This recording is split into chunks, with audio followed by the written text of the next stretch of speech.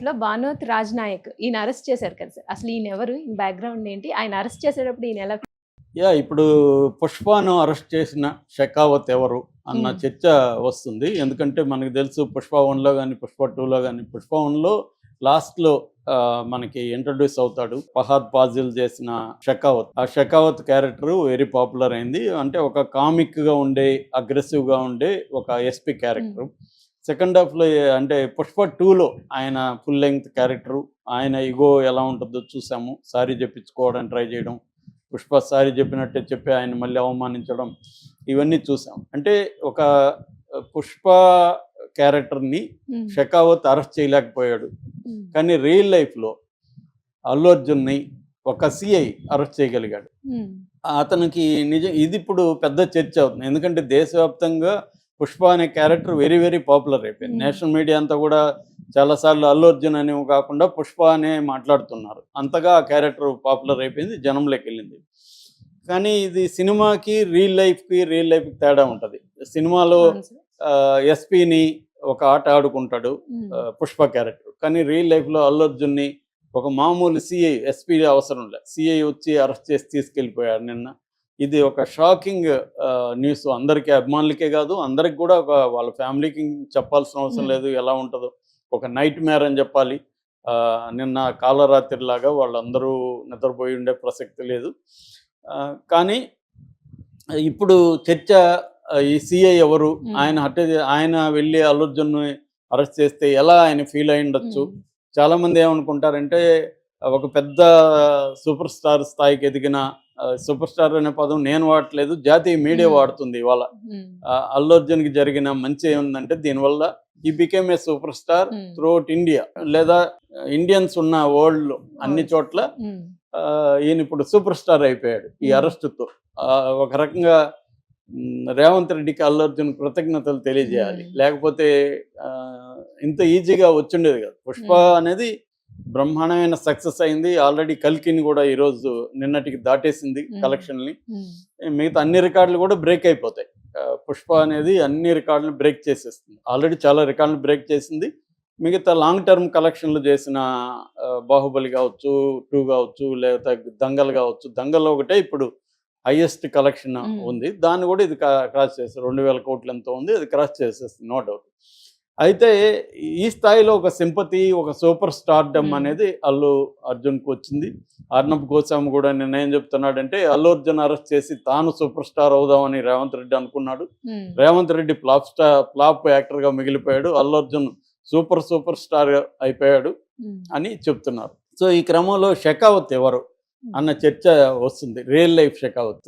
So ఆయన పేరు భానుమతి రాజ్‌నాయక్, లంబాడి అంటున్నారు. సో ఆయన ట్రైబల్ నుంచి, కోటా నుంచి వచ్చిన సిఐ, చిక్కడపల్లి. మామూలుగా ఏంటంటే సిఐ స్థానంలో ఆయన ప్రతిదానికి ఏంటంటే ఒక ఇన్వెస్టిగేటివ్ ఆఫీసర్ని ఇన్ఛార్జిగా పెడతారు. స్టేషన్ హెడ్గా సిఐ ఉంటారు. అందుకని సిఐని పెట్టారు. ఆయనే అరెస్టింగ్ ఆఫీసరు. ఆయన ఆధ్వర్యంలోని అరెస్టుని, కోర్టుకి రిమాండ్ పెట్టడం, ఇవన్నీ ఆయన చూస్తారనమాట. అలాగా ఆయన ఆధ్వర్యంలో ఆయన వెళ్ళి నిన్న అరెస్ట్ చేశారు. సో ఆయన ఫీలింగ్ ఎలా ఉంటుంది అనుకున్నప్పుడు ఇప్పుడు ఒక సర్ప్రైజింగ్ వార్త బయటకు వచ్చింది. అదేంటంటే ఈయన హార్డ్ కోర్ అల్లు అర్జున్కి ఫ్యాన్. ఎప్పుడు అల్లు అర్జున్ సినిమా రిలీజ్ అయినా ఫస్ట్ డే వెళ్ళి చూసే అలవాటు ఉంది.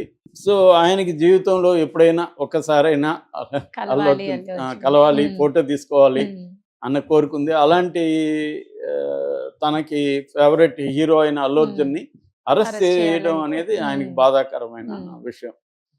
అంటే దాని ఏముంటారంటే life is stranger than fiction అనే ఒక సామెత ఉంటుంది.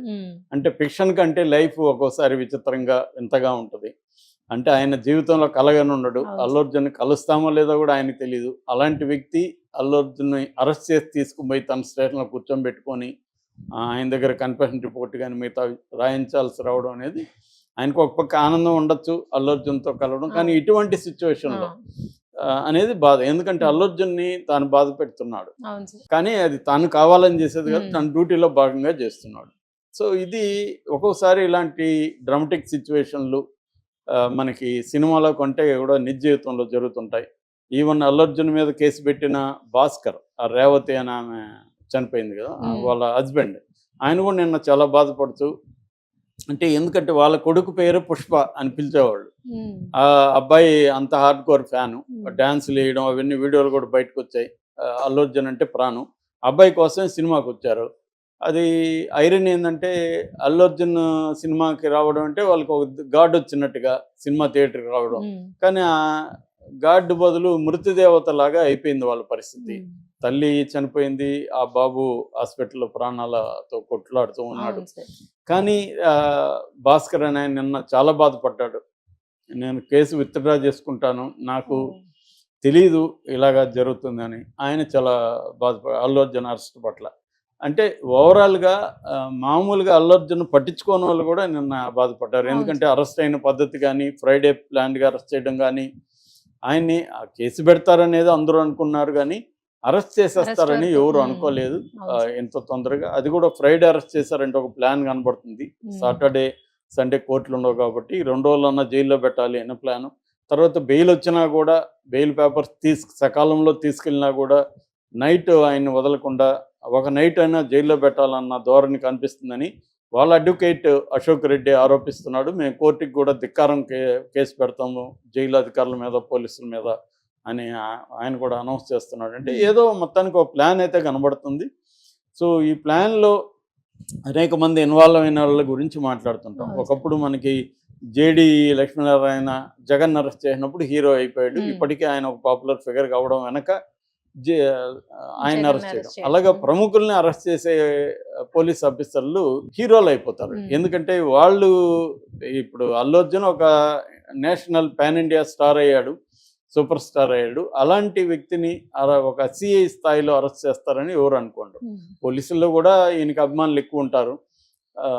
మొన్న కూడా నిరంజన్ రెడ్డి కూడా కోర్టులో ఏం వాదిస్తున్నాడంటే అల్లు అర్జున్ యాక్చువల్గా బాల్కనీలోకి వెళ్ళాడు, ఈమె చనిపోయిందేమో లోవర్ క్లాస్లో, కానీ పోలీసులు లోవర్ క్లాస్లోకి వెళ్ళాల, సెక్యూరిటీ ఇవ్వాల, ఇక్కడికి వచ్చేసారు. ఎందుకు అల్లు అర్జున్కి చూడడానికి. వాళ్ళు కూడా పోలీసులు కూడా ఇటే వచ్చారు. అందువల్ల అక్కడ సెక్యూరిటీ లేదు, అక్కడ తోపులాట జరిగింది అనేది ఆయన ఎస్టాబ్లిష్ చేశాడు ఫ్యాక్ట్.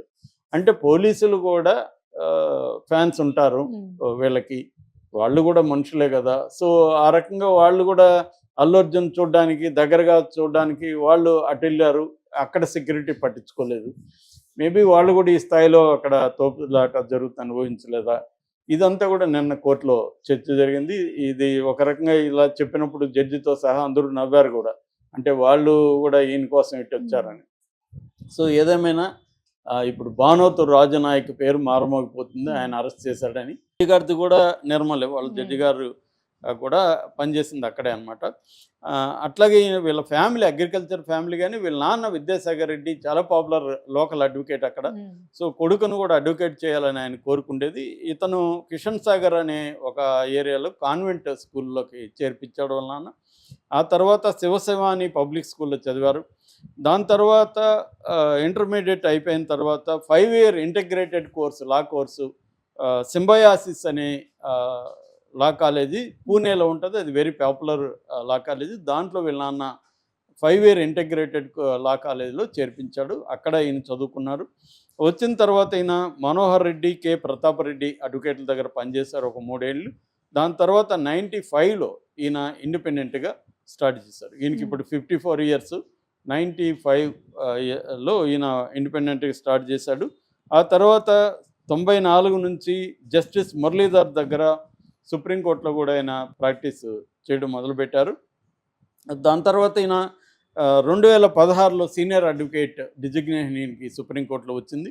అప్పటి నుంచి 2022 నుంచి ఫుల్ టైం ఈయన సుప్రీంకోర్టులోనే ఎక్కువ ఆర్గ్యుమెంట్స్ చేస్తున్నారు.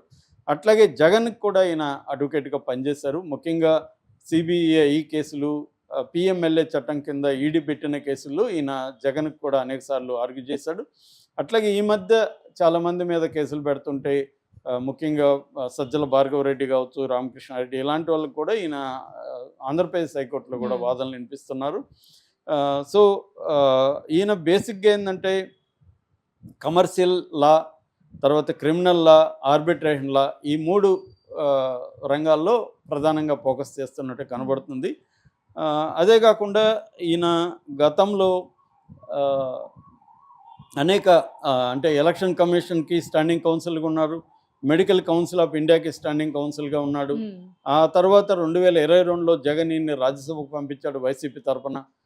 రాజ్యసభలో కూడా పార్లమెంట్లో వేసిన అనేక కమిటీల్లో ఈయన మెంబర్గా ఉన్నాడు. ఉమ్, లీగల్గా ఈయన ఒక రకంగా సుప్రీంకోర్టు టాప్ జడ్జెస్, టాప్ అడ్వకేట్స్లకి వెళ్ళాడు. ఇది కాకుండా ఈయనకి ఆర్ట్స్, సినిమా అంటే ఇష్టం ఉంది. రామ్ గోపాల్ వర్మ దగ్గర కొంతకాలం అసిస్టెంట్గా పనిచేశాడు. దాని తర్వాత ఈయన ఆ, గాజీ అనే సినిమాకి స్క్రిప్ట్ రైటర్గా, అంటే కో స్క్రిప్ట్ రైటర్గా పనిచేశాడు.